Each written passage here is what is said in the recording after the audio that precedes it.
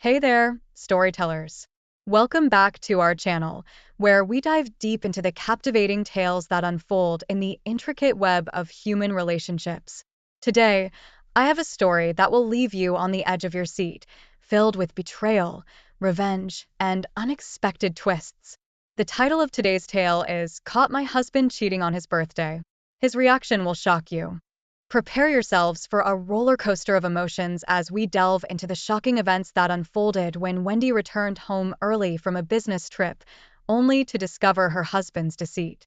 But before we dive into the story, don't forget to hit that like button, subscribe to our channel, and ring the notification bell so you never miss out on our latest storytelling adventures.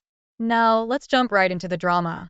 I had returned home from business trip earlier than planned, and I had the all-too-natural idea of surprising my husband with my return and with a nice dinner. I hid myself in the living room closet, trying not to laugh out loud with excitement from seeing him all surprised and happy to see me, when the front door finally opened and I could hear his voice. But then, I also heard a woman's voice that I didn't recognize, and in a few moments, I saw them come into the living room together, arm in arm. My husband was with another woman, a stranger to me. At that moment, I realized that everything was a lie, and what was going to be a surprise became revenge. I was never going to forgive him, and he was going to pay well for his actions. How could he betray me, his own wife? Prepare yourself, darling, for what might be your last few seconds of precious life. My name is Wendy, and I'm a 32-year-old office woman. After graduating from college, I got a job at a major company that manages gardening equipment, and since then, I've been working hard as a career woman with a potentially bright future ahead of her.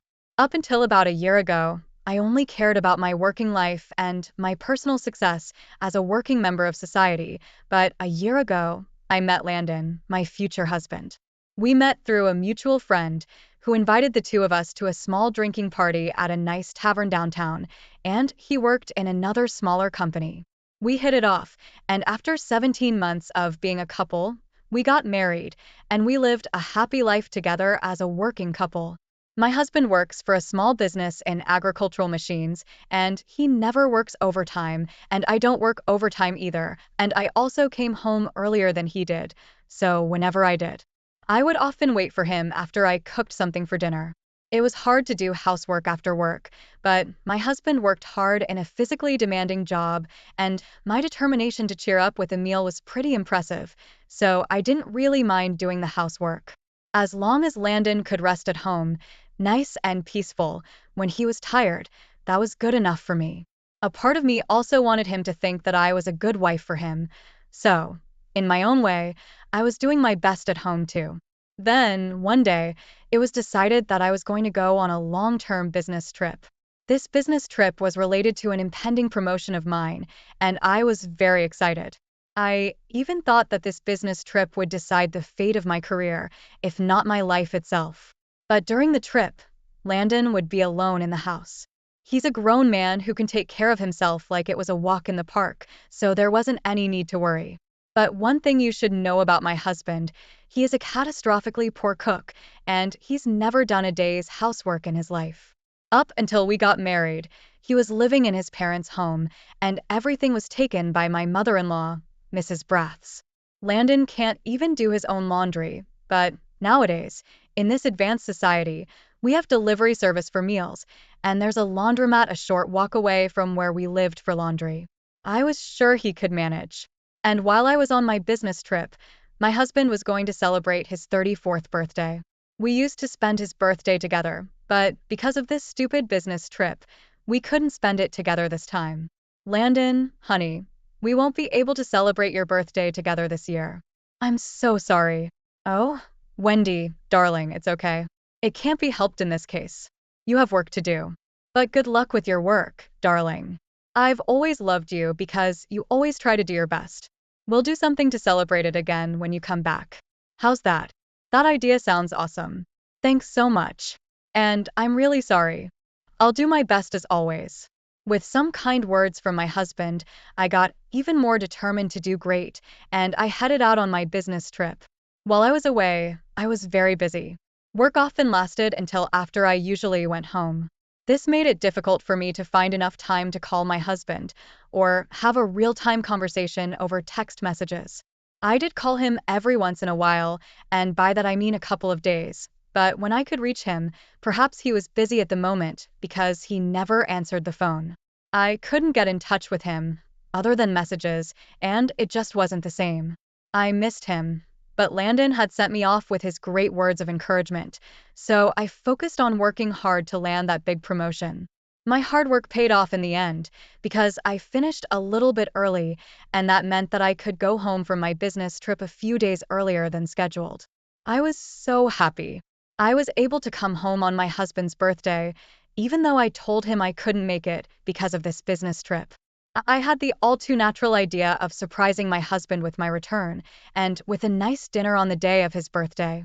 The plan was that I would leave work early on his birthday and bring home Chinese food and a nice birthday cake for him, and the wallet he wanted as a present. I had it all ready. I could only imagine how happy he would be to see me back home on his birthday. Just envisioning the look of surprise and excitement he would surely have on his face made me so eager to hurry up and get home. I arrived home long before he always did. That night would probably be the same as always. He would be home by 6 p.m. To surprise him, I hid in the living room closet. But even after 6 p.m., he still wasn't home. I wondered if it might be because he was celebrating his birthday with a bunch of his colleagues, and as I slowly began to be convinced that's what he was doing, I felt grateful for his friends. But I still wanted to see the look of surprise and excitement on Landon's face. So I didn't call it a night, even when it was after 6:30 p.m. I remained in the closet and waited for the familiar hum of his car. I was pretty tired from my long and tedious business trip where I spent an ungodly amount of time in front of papers and computer screens, and before I knew it, I was fast asleep. I only realized I was when I woke up a few hours later from the sound of a rumbling car engine. I opened the closet door slightly, and through the window, I saw the signal lights of the car scintillating. My husband had come home at last. I quietly closed the closet door and waited for him for another few minutes.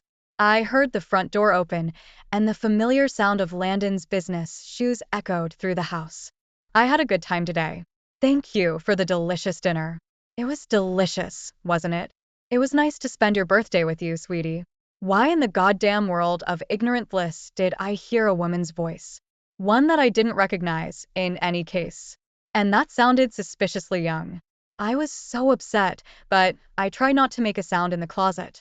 Seriously, I can't believe how happy a simple business trip could make me. I feel like every day I get to spend with you, Clara. I'm undoubtedly the happiest man in the world. It's actually insane how great I feel right now. Thank you, sweetie. I love spending time with you too. I can't help but feel sorry for your wife, but I always tell myself that it can't be helped. It's okay, darling. I'm only married to her for her money. You're the only woman I've ever loved. Am I really? Are you seriously only married to her because she's got bags of money stashed away? I know it'd be so hard for me when I discover my own loving husband says things like that about me. There's nothing good about her except for her money, literally the only thing she is going for her. And they got ridiculously excited as they piled on the bad things about me. I was shell-shocked, but unknowing of my presence in the room, they went on talking shit about me, laughing all the while. I always have an amazing time with you, Clara, but if I imagine that I only had a relationship with that hag, it's like suffocating me. It's a real nightmare. Then you're lucky I'm here. I'll say this again. I never loved Wendy. I love you so much, and I'm going to do what we can to be together, okay? Then they went to take a bath. I took advantage of the opportunity and left the house quietly.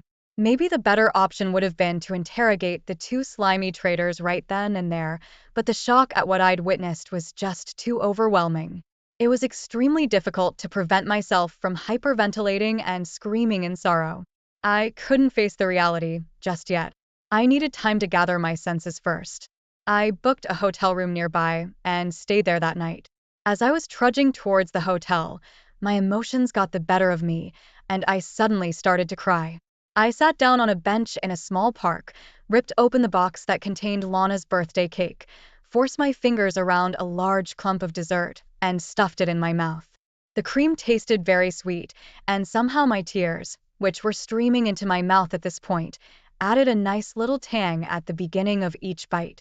From the point of view of passerbys, I was basically a woman dressed in office uniform, stuffing a ridiculous amount of birthday cake into my mouth, crying all the while, and getting cream in every nook and cranny of my face. I definitely looked a suspicious person, but during that time of personal crisis, what people thought of me was the least of my problems, and I couldn't care less. After crying a legitimate rainstorm, my sadness towards the situation gradually transformed into anger towards my husband. I don't mean to say that he owes me something, but no one can deny I've done so much for him. I cooked for him, did the housework for him, all because he couldn't do shit around the house, and when he told me there was something he wanted, I went, and actually something nice for him. I got him a birthday present that cost thousands of dollars, and he was still willing to cast me aside as an ATM machine and never accept me as the one he chose to spend the rest of his life with. Call me a money grubber, will you? Well, that doesn't come for free, my dearest. I threw the wallet I'd bought for his birthday as hard as I could into a nearby trash can. You've got some nerve to cheat on your wife while she's away on a business trip, my dearest, I muttered to myself as I left the park. On the way to the hotel, I decided to get a divorce, but I knew he would only be pleased if I divorced my husband.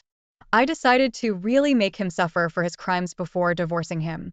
For a while thereafter, I continued to stay at the hotel. I was supposed to go back home next week, so until then, I can't go home. But I did actually stop by my house on the way, and the fact that I found Landon's car was strange, very strange indeed. At this time of night, he's supposed to be at work still. I called his company posing as a client and asked the receptionist at the other end of the phone, "Excuse me, is Mr. Landon Brass present at this hour?" "I'm sorry, ma'am, but it seems Mr. Brass has taken a vacation for about a week." "Oh, is that so? Thank you for telling me." So my husband is on vacation for a week. That led me to wonder if the woman whom he was having an affair with worked for the same company. I checked. Well then, is there someone by the name of Clara? "I'm so sorry, ma'am. It seems Miss McIntyre is also on vacation for about a week. Is there anything you need to inform us about? If it's urgent, I can put someone else on the phone to assist you."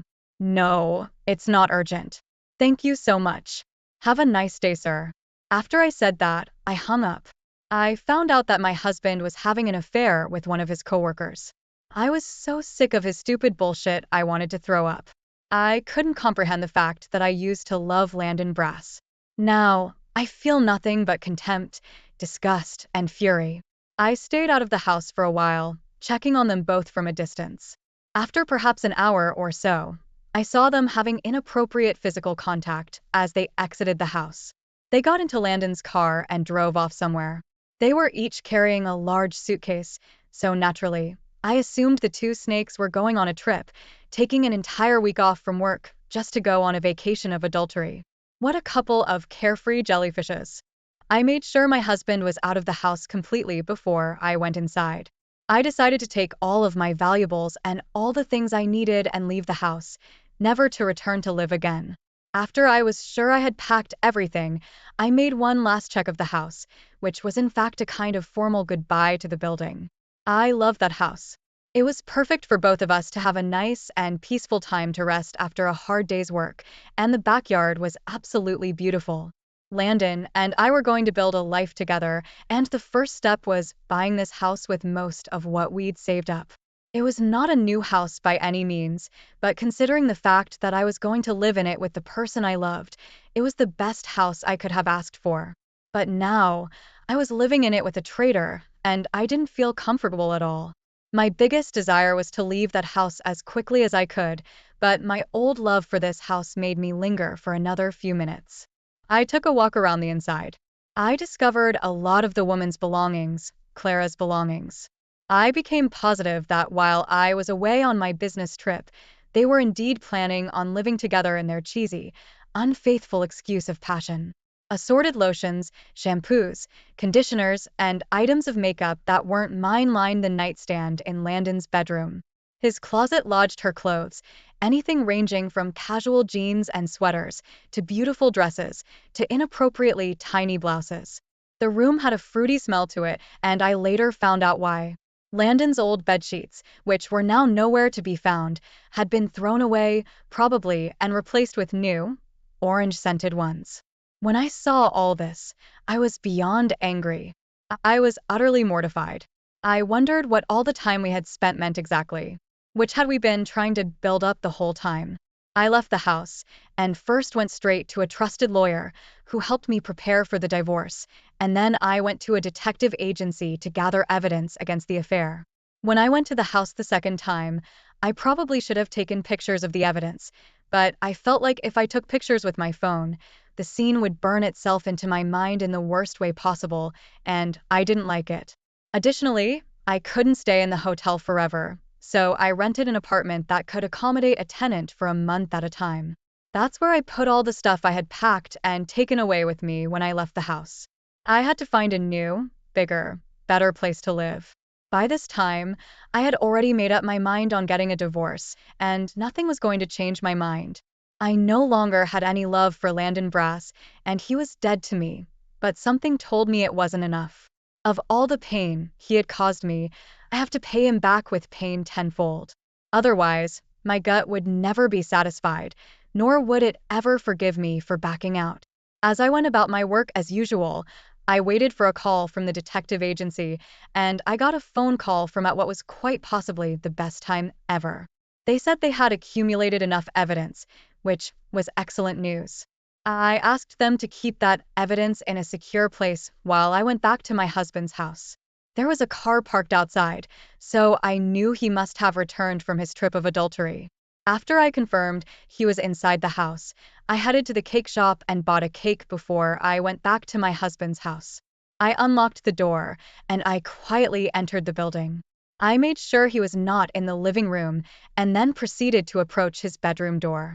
As I got ever closer, I could hear my husband and the woman known as Clara McIntyre, whom he was having an affair with, inside. I held up the box that contained the cake, opened it up quietly, took out the dessert, set the box aside in the corridor, and burst into the room. Happy birthday to you. Happy birthday to you. My voice startled them both, and their faces expressed the purest shock I'd ever seen. It was priceless, and I wanted to laugh, but keeping a straight face here and going through with the plan was key. Ignoring their ridiculous faces, I kept on singing. Happy birthday, dear traitor, happy birthday to you. Once I finished singing, I threw the entire cake at my husband as hard and as accurately as I could. The dessert landed with a satisfying splat all over his naked upper body, and some of the cream flew into the naked woman as well. Hey, what the frick are you doing, Wendy? What the frick am I doing? Well, look who's talking. And what do you think you're doing, eh? Well, I mean, wait. I didn't know you were home already. Why the hell didn't you call me? Why didn't I call you? Listen, buddy, I'm about to clue you in on the truth here. I was already here on your birthday.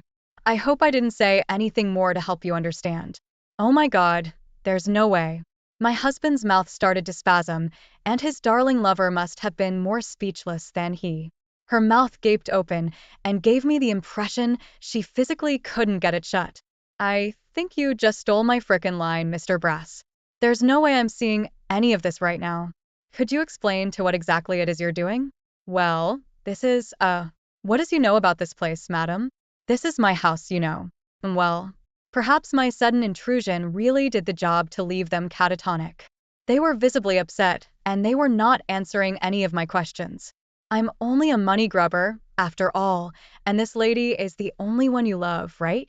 Well, I have just the remedy for that. From now on, you will pay me back all the money that you stole from me. I'm going to demand alimony from you, and you better pay me back every single penny you owe me. No sooner had I uttered the word alimony than my husband gasped, and then I looked at the woman whom he was having an affair with. She was shaking. Well, don't just stay there where you are, in that uncomfortable position. Get down on the floor, on your knees. I'm sure you'll feel a lot better that way. The moment I told her so, they both rushed off the bed, kneeled before me, and bowed their heads towards the floor.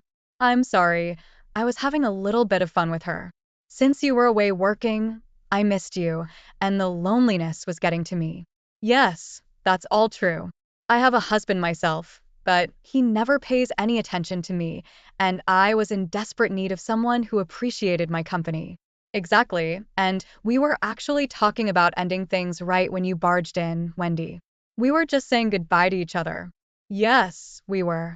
We both agreed it wasn't good for the ones we chose to marry originally. We literally just broke up, Wendy.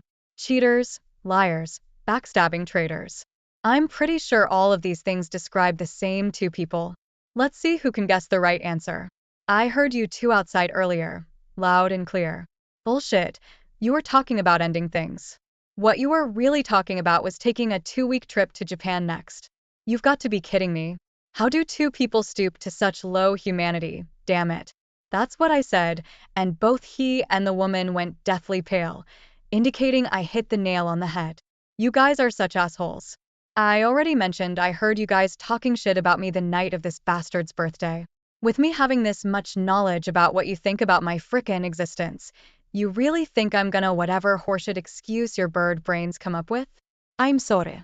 I admit that I cheated on you, and I deeply apologize. I hope you can forgive me. Just because you act all responsible and innocent right now doesn't mean you're any closer to being forgiven. I'm sorry, I really am. I really do believe that what I did was wrong. Divorce me. Now.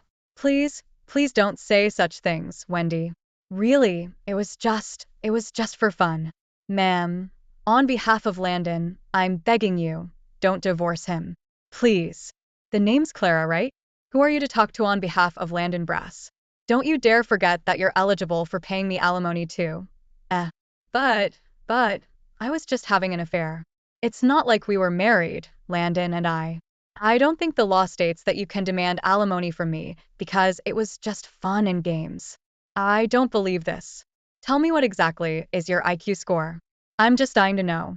Of course I can legally demand alimony from you. You knew the man whom you were with was married to another woman, and yet you went on with the affair, hoping to get something nice out of it. Newsflash, lady. Nothing nice comes out of unfaithfulness. I was so stunned that this woman was pretty much claiming that the sun was basically the world's largest pizza in the entire state of Mexico. I couldn't believe I'd lost my actual husband to a woman with zero common sense. I want a divorce. I've already hired a lawyer, so if you want to know more about the demands, you'll hear about it from him. I've also been to the detective agency, and they acquired a lot of solid evidence of your stupid affair. If you're thinking of uttering excuses to get yourself out of this, don't freaking bother. It doesn't make any sense, for one thing. And second, you'd be digging your own grave. You can't be serious. I don't want a divorce. I don't want a divorce. You even said you didn't want to talk to me. Being around me was enough to get you disgusted enough to want to run the frick away from this place. I don't know how you expect us to live with ourselves as a married couple now that the relationship is ruined. Oh wait, of course.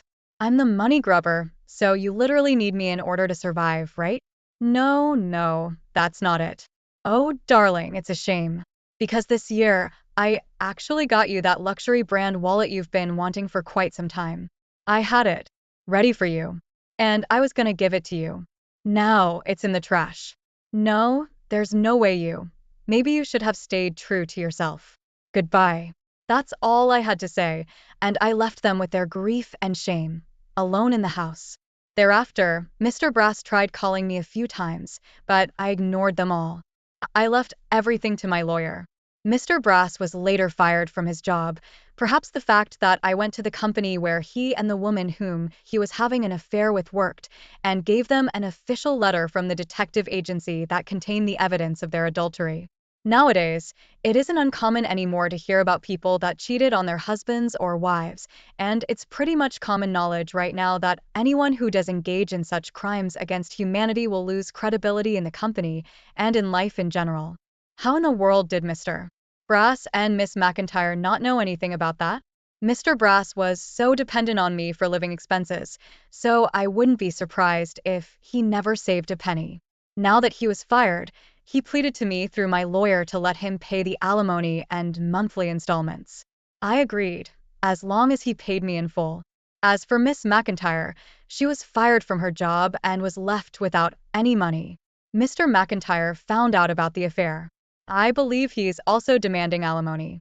She tried to turn to Mr. Brass for help, but found no luck with him, as he didn't have any savings whatsoever and was now working part-time. She decided she couldn't rely on him, and thus she betrayed him and replaced him with a man who seemed to be loaded with money. But that man turned out to be quite formidable because he didn't even work, and even though he's neck-deep in debt, he never failed to waste his money on stupid things like gambling and marijuana. Knowing that neither Mr. Brass nor Miss McIntyre are living happy lives after their affair was exposed makes me feel somewhat relieved. The irony is that now I know full well it's not good to take pleasure in other people's unhappiness. I got a big promotion after that long business trip I took, and I was praised as the first woman in the company's history to be promoted to that position at such a young age, 32. There are junior staff who admire me because of this achievement and makes me subconsciously put more time and effort into my work. It's a very good thing I love my work, and now I've set myself a new challenge. To be a good boss who sets a good example for my subordinates, to be a trusted employee of the company and contribute to bringing it to greatness, and to acquire what is needed to be promoted even further up in the ranks of the enterprise. Wish me luck, everyone. Thank you for sticking with us through this intense and emotional story. If you found it as compelling as we did, make sure to leave a comment below and share your thoughts. Don't forget to like the video and subscribe to our channel for more incredible stories. Hit the notification bell so you're the first to know when we release a new video. Until next time, take care and remember, sometimes the truth is more. Welcome back to the Chanel, where we dive into the most jaw-dropping tales of betrayal and payback. Today's story is one that will leave you on the edge of your seat. Imagine discovering that the two people you trust the most are hiding the darkest secret from you. What would you do? How far would you go to get even? Our story today is titled, "Found Out My Best Friend and Boyfriend Were Having an Affair. Here's How I Got My Revenge." Let's get right into it. I never thought I'd be the girl to say this, but here I am, heart shattered, trust broken. It's funny, isn't it? How one moment can turn your entire world upside down. That moment for me? Finding those videos. God, even thinking about it makes my stomach twist. I was at Lara's, my supposed best friend since forever, celebrating her brother's 22nd birthday. The house was buzzing with people, laughter echoing off the walls, drinks flowing like there was no tomorrow. And me? I was floating through it all, tipsy and carefree, until I wasn't. Laura had disappeared outside, mingling or whatever, and I decided it was selfie time. Her phone was lying around and we always shared everything, so I didn't even hesitate. A few goofy shots later, I had this brilliant idea to send them to myself, for memories. That's when everything changed. Typing in my name, I paused. Ethan's name popped up just below mine. Why? Why would my boyfriend and my best friend be texting? Curiosity morphed into suspicion, morphed into action. I clicked on his name, my heart racing, and that's when I saw them. For videos, thumbnails glaring back at me with a story I wasn't prepared to read. The first video was enough to burn every memory of us to ashes. Ethan, blindfolded, and Laura, very much not, in a way that screamed betrayal. They were intimate, to put it mildly. Each video escalated, their actions a stark contrast to the love and trust one thought we shared. I felt like I was outside my body, watching someone else's life implode. The room spun, my heart pounded, and I had to get out. I couldn't breathe, couldn't think. I left the party without a word to anyone, especially not Laura. Ethan's been calling, voicemails piling up with him crying, begging for a chance to explain. But what's there to explain? The videos spoke volumes, volumes of lies and deceit. And Laura? She's been radio silent. Guilt, maybe? Or just indifference? Hard to tell with the backstabber. Now, I'm here, sitting in my room, replaying that night over and over. The betrayal by the two people I trusted most has left me reeling, unsure of how to move forward or if I even want to confront them. Part of me wants to scream, to make them feel a fraction of this pain, but another part wonders if silence is the best revenge. What do you do when your world crumbles? When the two people you loved and trusted the most leave you questioning everything? I guess I'm about to find out. The night was supposed to be simple. Can you give Laura a ride home? I asked Ethan, my voice muffled by the phone and the sounds of the bustling cafe where I worked. It was just a favor, nothing more. Ethan, always the charmer, agreed without a second thought. Of course, babe, no problem at all, he assured me, his voice a smooth balm to my frazzled nerves. Little did I know, that ride would mark the beginning of the end. I was pulling an all-nighter at the cafe, the kind of shift that leaves you questioning your life choices. Meanwhile, Laura was out, living it up at a graduation party. She'd been my rock since we were kids, but that night, she became something else entirely. When I finally got a break, my phone lit up with a message from Ethan. Lara's home safe. Heading back to our place now. Relief washed over me, quickly followed by exhaustion. I trusted Ethan implicitly, and Laura was like the sister I never had. It never crossed my mind to doubt either of them. But then, things started to shift. Lara's texts became more frequent, her questions about Ethan more pointed. How's Ethan doing? He's such a sweetheart for giving me a ride. Her words, innocent on the surface, began to carry a weight that I couldn't shake off. And Ethan? He just laughed it off, his usual easygoing self, oblivious to the storm brewing on the horizon. The first seeds of doubt were planted the next time we all hung out together. Laura, who was always more jeans and a t-shirt than anything else, showed up in a dress that left little to the imagination. She clung to Ethan's every word, laughing a little too loudly at his jokes, her eyes lingering on him a little too long. It was subtle, but undeniable. Something had shifted in the dynamics of our trio, and I found myself on the outside looking in. I tried to brush it off, to convince myself that I was reading too much into it. After all, they were just being friendly, right? But the nagging feeling in the pit of my stomach wouldn't go away. It was like watching a car crash in slow motion. You know what's coming, but you're powerless to stop it. Ethan? I found myself asking one night, the words slipping out before I could think better of it, is everything okay with you and Laura? His response was immediate, a perfect blend of confusion and concern. Of course, babe. Why wouldn't it be? He pulled me close, his embrace meant to reassure, but the seeds of doubt had already taken root, growing with every passing day. As I lay in his arms that night, the silence between us spoke volumes. The affair might not have been out in the open yet, but the foundation of trust we'd built was starting to crumble.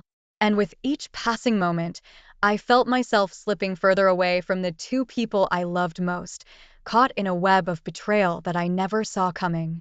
The moment I thought about confronting them, my heart raced like it was trying to beat its way out of my chest. The idea alone felt like stepping off a cliff. Ethan and Laura, the two pillars of my world, suddenly seemed like strangers. Am I just being paranoid?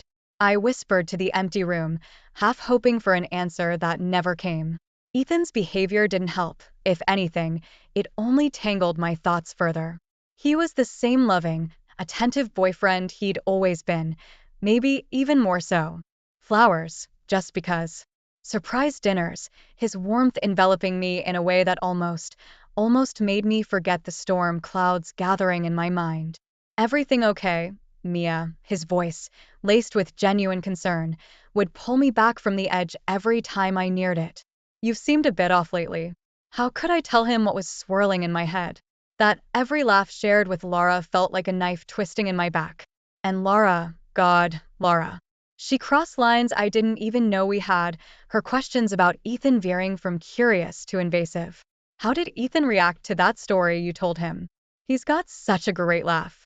Comments that once would have seemed innocuous now felt loaded, each one chipping away at my resolve. Their closeness was no longer a figment of my imagination. The way she sought him out, the energy between them, it was palpable, undeniable. Yet every time I steeled myself to confront them, to demand answers, I'd falter. Fear of shattering the fragile peace held me back, the peace that, deep down, I knew was already fractured. The tension became a constant companion, whispering doubts in my ear, painting my thoughts with suspicion. Mia, You're just overthinking things, I'd tell myself, trying to brush away the unease that clung to me like a second skin. But the harder I tried to ignore it, the louder it became. One evening, as I watched Ethan and Laura laughing together over something trivial, something inside me snapped. The laughter wasn't for me. I was on the outside looking in on a connection that had somehow shifted away from our trio, excluding me, isolating me. I needed to talk to someone, anyone who could offer perspective without the emotional turmoil clouding my judgment. My mom, always my sounding board, answered on the first ring. "Honey, what's wrong?" she asked, her voice a soothing balm. Pouring out my fears and observations felt like releasing a valve, the pressure within easing slightly as I spoke. "Mia, listen to me," she said, her tone firm yet gentle. "Trust your gut. But remember, accusations need solid ground. Observe, reflect, and then act. Don't let fear make decisions for you." Her words, wise as always, gave me pause. Was I ready to face the potential truth, or was the comfort of ignorance easier to bear? The answer, much like my heart at that moment, was fragmented. As days turned into weeks, the dance continued. Ethan's affection became my anchor, Lara's boldness the storm that threatened to pull me under. The confrontation loomed large, an inevitable crossroads I wasn't sure I had the strength to face. Yet, in the silence of the night, with only my thoughts for company, I realized something had to give. The truth, no matter how painful, was better than the limbo of doubt. I resolved to find my moment, to confront the storm head-on. Little did I know, the eye of that storm was closer than I ever imagined. The air was thick with celebration, laughter weaving through the crowded backyard as I navigated my way through familiar faces, all gathered for Lara's brother's birthday bash. It was one of those nights where everything felt just right, or so I thought. Little did I know, my world was about to come crashing down in the most unexpected way. I remember feeling light, almost giddy, as I made my way inside Lara's house to escape the chill. The warmth of the interior hit me, a welcome embrace from the crisp night air. That's when I spotted Lara's phone, casually left on the kitchen counter among a clutter of party debris. A harmless idea struck me: why not take a few drunken selfies for laughs? We did it all the time, a silly tradition that never seemed to grow old. Flicking through the camera roll to find my latest series of goofy faces, I noticed the messaging app open in the background. An innocent glance turned into a curious peek, and that's when I saw Ethan's name, popping up in a way it had no right to. My heartbeat accelerated, a mix of confusion and a creeping dread taking hold as I tapped on his name, driven by a force I couldn't resist. The screen loaded, and suddenly, I wasn't in Lara's kitchen anymore. I was somewhere far off, a place where trust and love went to die. Videos, 4 of them, each a knife twisting deeper into my heart. My fingers trembled as I pressed play, each second unraveling the life I thought I knew. The first video was a blow I couldn't have prepared for. Ethan, my Ethan, with Lara in a way he was only supposed to be with me. Blindfolded, vulnerable, and completely unaware I would ever witness this. Their laughter, touches, the intimacy of their betrayal, it was all there, laid bare for my disbelieving eyes. I watched, frozen, as each video descended further into a nightmare. There they were, the two people I trusted most in the world, sharing moments meant for us, for me and Ethan. The realization hit me like a physical force, tears blurring my vision as the final video ended. The room spun around me, the sounds of the party outside a distant, mocking echo. I felt sick, heartbroken, and utterly betrayed. How? Why? Questions spiraled through my mind, but deep down, I knew the answers wouldn't change the raw, aching wound inside. I left the phone where it lay, a Pandora's box of shattered illusions. The urge to confront them, to scream and demand explanations, surged within me. Yet, my feet carried me away, out of Lara's house, away from the scene of my world's quiet collapse. The night air no longer felt crisp, it was cold, a chill that matched the sudden ice in my veins. As I walked, the images played on a loop in my mind, a cruel highlight reel of betrayal. Ethan's and Lara's laughter echoed in my ears, a soundtrack to the unraveling of my trust. I knew then, nothing would ever be the same. The unexpected twist in my story wasn't just a revelation, it was a turning point, a moment that redefined everything I thought I knew about love, friendship, and trust. The moment I stepped out of Lara's house, the cool night air felt like a slap to my face, a harsh contrast to the storm of emotions raging inside me. My phone buzzed incessantly, a relentless reminder of the reality I was desperately trying to escape. It was Ethan, of course. His name lit up my screen over and over, each call a stab of betrayal. I didn't need to hear his voice to know what he would say. The apologies, the explanations, the desperate pleas for understanding, they were all meaningless. How could words undo what I had seen? How could they stitch back together the trust that had been so carelessly ripped apart? I took a deep breath, the decision crystallizing in my mind with a cold, hard finality. Blocking them was almost cathartic, each button pressed a step towards severing the ties that bound me to the pain. Ethan, Laura, they were parts of my life that I needed to cut out, malignant growths that had hidden their toxicity until now. The walk home was a blur, my thoughts a tangled mess of anger, disbelief, and an overwhelming sense of loss. By the time I reached my apartment, my phone was flooded with voicemails from Ethan. Part of me, a very small part, wanted to listen, to let his words wash over me in a wave of self-torture. But I resisted. There was nothing he could say that would change the images burned into my memory. Ethan again, I muttered to myself, deleting another voicemail unheard. His desperation was palpable, even through the digital distance I had put between us.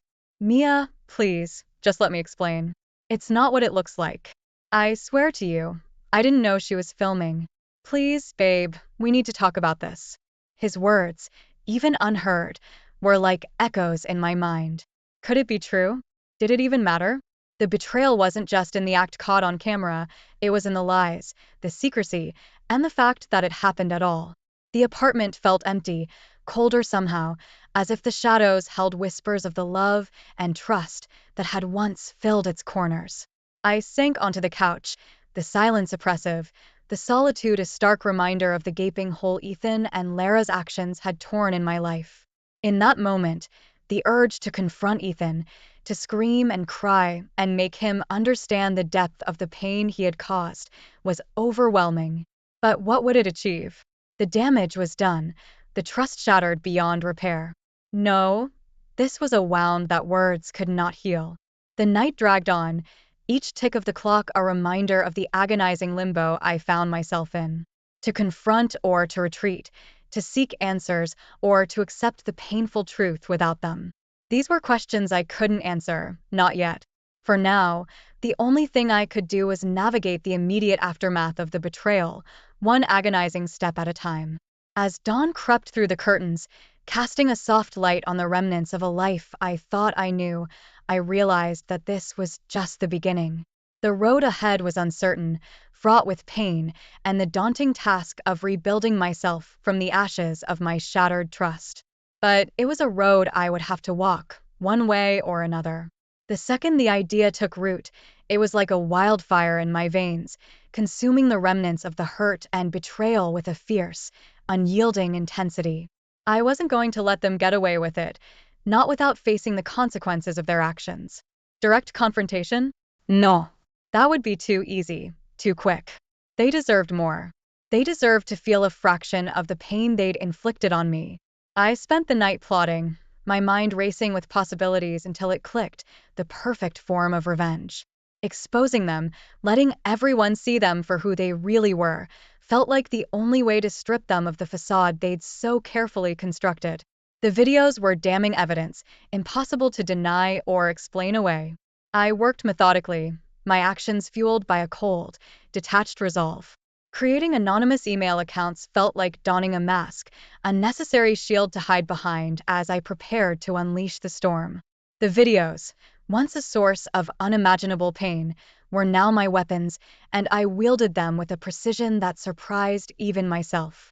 The emails were crafted with care, each word a calculated strike meant to maximize the impact. To Ethan's family, to Lara's, To our friends who'd unknowingly been complicit in their secret, no one was spared. The send button was pressed not once, but several times, each click a step towards my liberation from the agony they'd cause. I imagined the fallout, the shock and horror that would ripple through our circle as the truth came to light. There would be no place for them to hide, no shadows deep enough to conceal the depth of their betrayal. Ethan and Laura, exposed for all to see, their perfect images shattered beyond repair. As the reality of what I'd done began to sink in, a twisted satisfaction took hold. It wasn't joy, far from it, but it was a start, a small flicker of power in the vast darkness they'd left me in. I waited, the silence of the early hours a stark contrast to the chaos I knew was unfolding in the digital realm. My phone remained silent, a testament to the anonymity of my revenge. Yet, I could almost hear the whispers, the shocked gasps, and the inevitable fallout.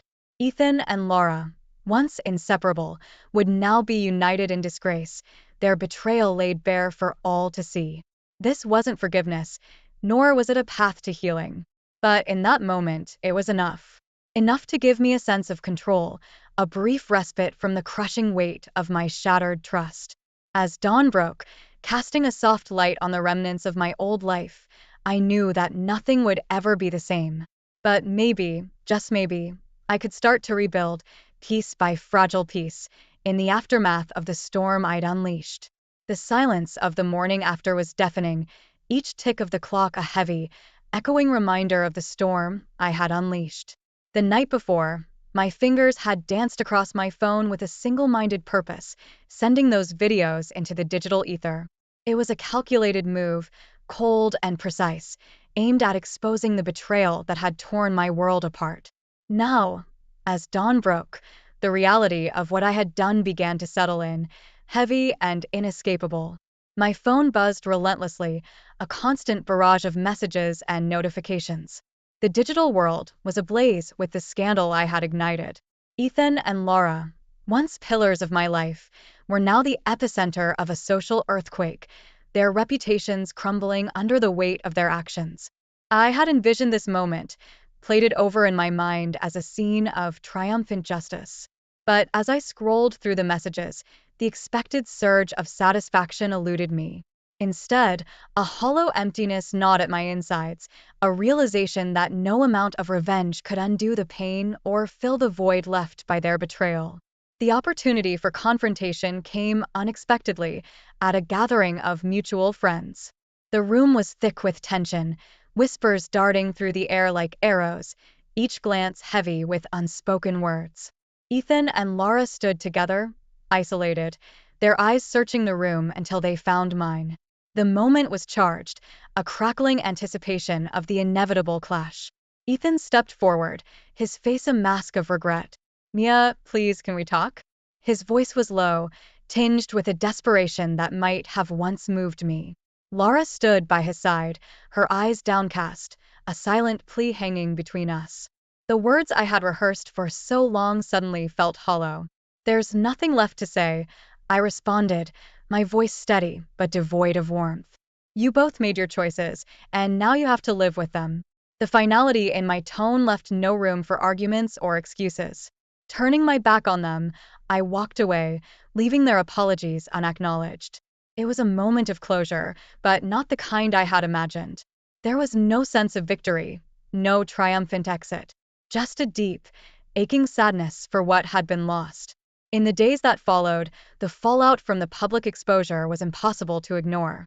Ethan's friendships deteriorated, his social circle shrinking as the reality of his actions set in. Laura faced a similar fate, her once vibrant presence now a shadow, tainted by the choices she had made. As I watched from a distance, the consequences of my revenge unfolding, a bitter truth settled in my heart. The destruction of their social lives, the isolation they faced, it didn't bring me peace. Instead, it served as a constant reminder of the betrayal, a wound that refused to heal. In the quiet moments, when the noise of the world faded into the background, I was forced to confront the scars that the betrayal had left on my soul. Trust, once given so freely, now felt like a luxury I could no longer afford. The walls I had built around my heart were higher, stronger, a fortress to protect me from the pain of betrayal. The journey from love to betrayal, from betrayal to revenge, had brought me to this place, a place of reflection, where the cost of my actions lay bare before me. Despite the successful revenge, satisfaction remained an elusive shadow, a reminder that some wounds run too deep to be healed by retribution alone. In the end, the downfall of Ethan and Laura was not a story of victory. It was a tale of loss, a cautionary reminder of the fragility of trust and the price of vengeance. As I moved forward, the lessons of this chapter etched deep in my heart. I knew the road to healing would be long and uncertain. But it was a road I was ready to walk, one step at a time, in search of a peace that revenge could never bring. The morning light crept through the curtains, casting a soft glow across the room, illuminating a new chapter in my life. The past few months had been a whirlwind of emotions, a tumultuous journey through betrayal, pain, and ultimately, growth. As I sat at my desk, surrounded by textbooks and notes, I couldn't help but reflect on how far I'd come. My studies and part-time job had become my sanctuary, a place where I could lose myself in routine and responsibility, away from the chaos that had once consumed my life.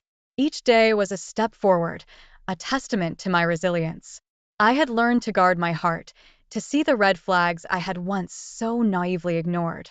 It was a cautious dance, one where I was constantly aware of the shadows of my past. Ethan's attempts to reach out had been a steady background noise, a reminder of the life I had left behind. His messages, filled with regret and pleas for forgiveness, went unanswered. It wasn't out of spite, but rather a necessary step towards healing. I had moved on, leaving him to grapple with the consequences of his actions. It was a chapter closed, a lesson learned. Lara's fate was a mirror to the consequences of betrayal.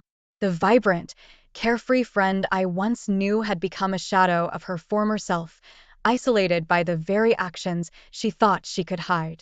The backlash was swift, a social exile that left her grappling with guilt and loneliness.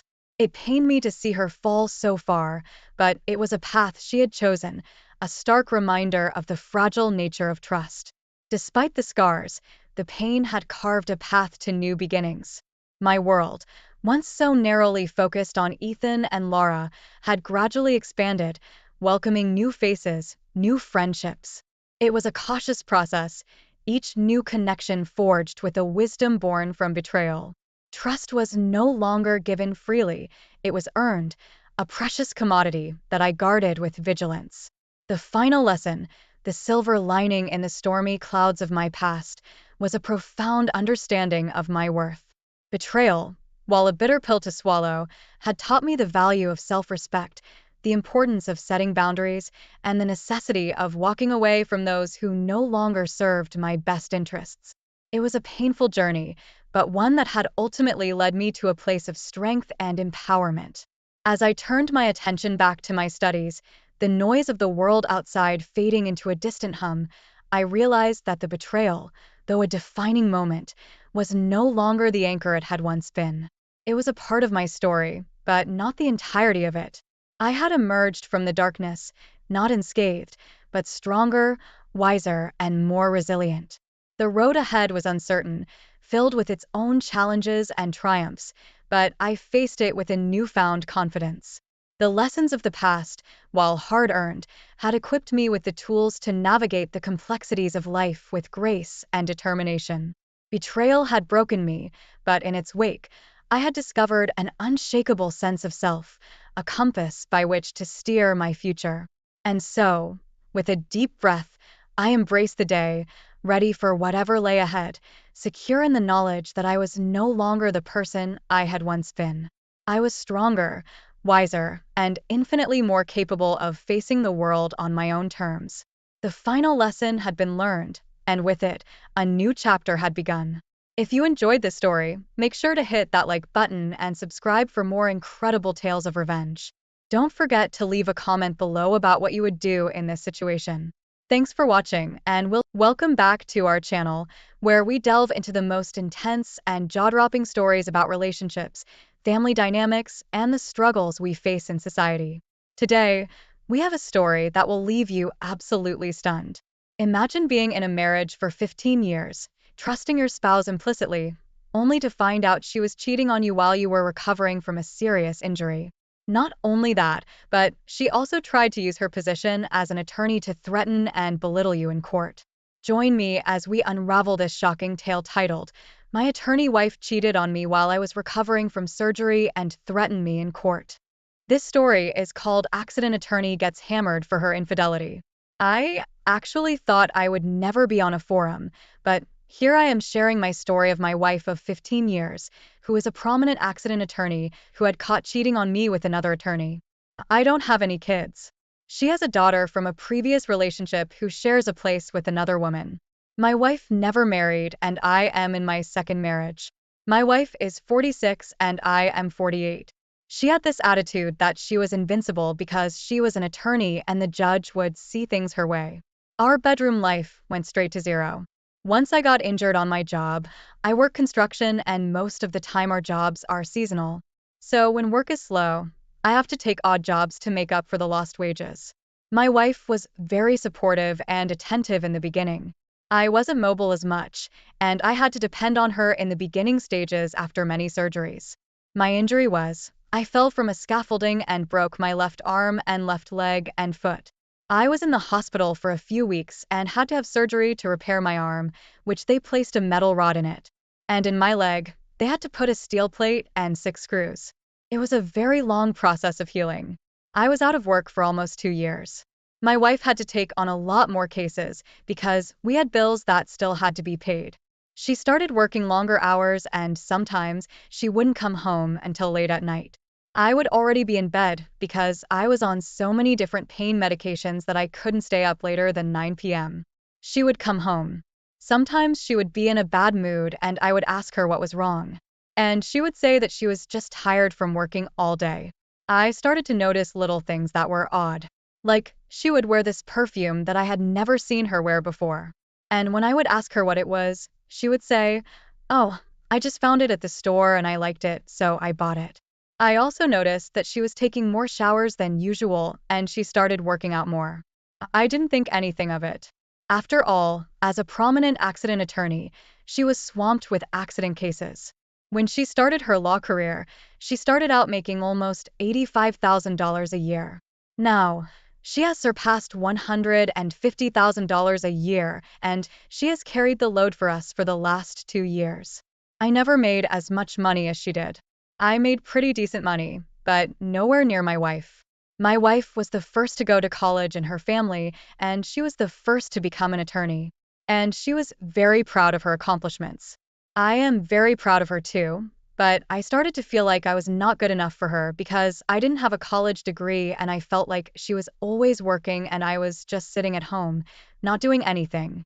Over the last couple of months, I started noticing she would come home and text on her phone a lot. I really didn't think anything of it. I thought maybe she was talking to one of the other attorneys regarding the case, or one of her girlfriends. One night when my wife came home from work, we talked for a little bit. Then she said she was going to take a shower, and she left her phone on the kitchen counter. I usually don't look at her phone, but I did this time to my surprise. I couldn't get in. She had a password on it. My heart started beating fast because she has never had her phone locked the entire time we have been married. The next day, when my wife went to work, I asked a good friend of mine to come over to my place so I could talk to him. I told him what happened and he said, "If you suspect something, don't make any accusations without proof. Don't make the mistake I did." Then he said, "Listen, if you want, we can put a GPS tracker in our car to see if she is up to something, or you could hire a private investigator." I told him, "No, I am not hiring a private investigator. I can't afford one."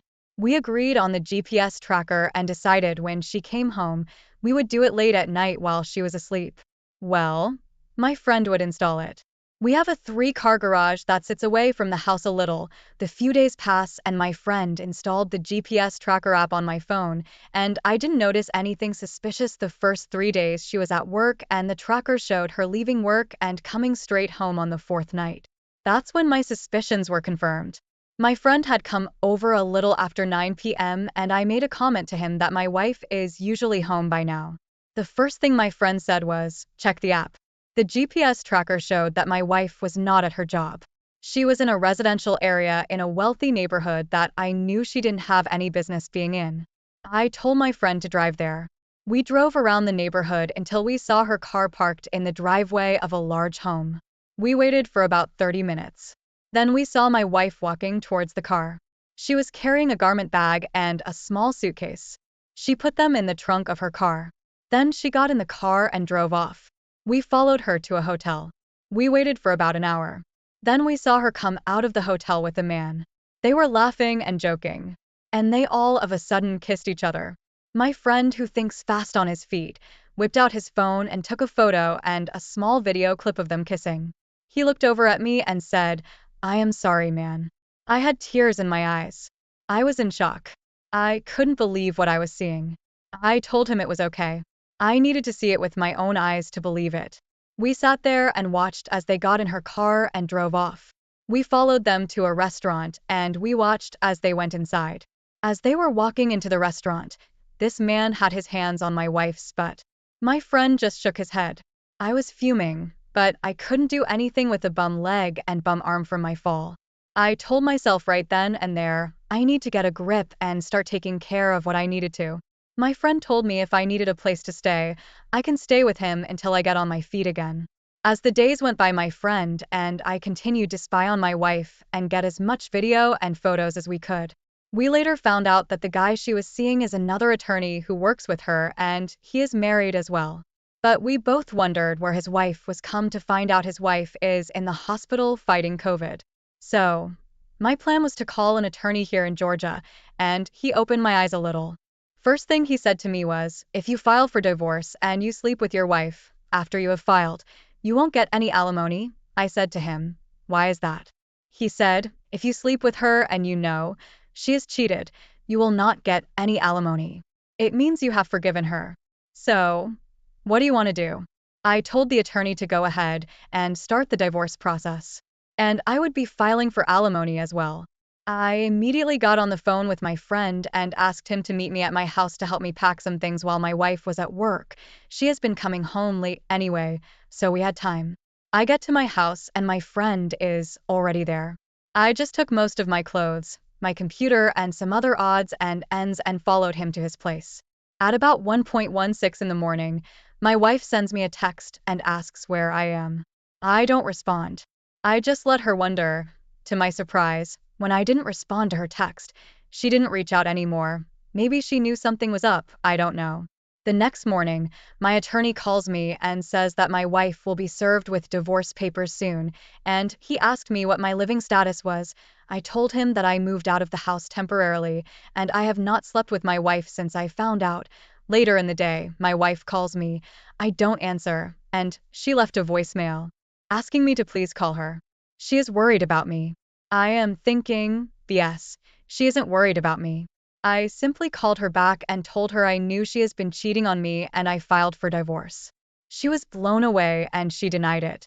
Of course, I told her I had proof and hung the phone up. Over the next few weeks, my wife was served with divorce papers. She was highly upset and told me in a text, "Good luck getting anything in the divorce." She displayed a side of her I never knew existed. She was saying, "I am a lawyer. I will make sure you don't get anything. You are nothing without me," just belittling me. At the divorce hearing, my lawyer presented evidence that my wife was cheating. She had a divorce lawyer as well, so he couldn't refute it. To make a long story short, I got spousal support for 7 years in the amount of $3,500 a month. My now ex-wife was livid. She thought just because she was an attorney, she would get her way. The judge also gave me 30 days to get the rest of my things out of the house. It only took me 2 days. My friend had a big enough home that I could put things in. His father had recently passed away and left him millions. And my friend also owned 2 coffee shops. I didn't care about the house. She could have it. And she made enough money to pay the mortgage on it. In the coming weeks, my friend and I learned that the wife of my now ex-wife's recovered from her battle with COVID and found out that my ex-wife was having an affair with her husband. She went to their law firm and confronted them both in front of the other attorneys. They didn't get fired, but they were both reprimanded. And my ex-wife was told that if anything like this ever happens again, she will be fired. The law firm didn't take kindly to that type of publicity. I found out in the craziest way. The wife of my ex-wife's AP called me one day and told me everything. I couldn't believe it. And to top off the crazy stuff, my ex-wife sent me a text wanting to talk and offered to cook me dinner. I read the text and deleted it. Since the divorce and finding this all out, I have been getting better with my mobility, exercising more to regain my strength. My friend, who is a godson, offered me a job to help him run his 2 coffee shops. So, things are looking up for me. I won't be ready to date anyone for a few months. I am not mentally ready for that. I don't think I can trust any woman right now. Thank you everyone for all of the encouraging comments. If you enjoyed the story, please like, comment, and consider subscribing to the channel for more content. I sincerely appreciate your time. Thank you for watching. If this story struck a chord with you, please give this video a thumbs up and share your thoughts in the comments below. Don't forget to subscribe and hit the notification bell so you never miss an update on our latest stories. Until next time, stay